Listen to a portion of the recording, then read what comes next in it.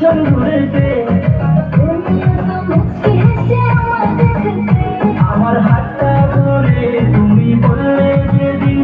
আমি শরমে মরে যাই তোমায় দেখিয়া তুমি দিও না গো ভালোর ঘরের পাট্টি ভাইয়া আমি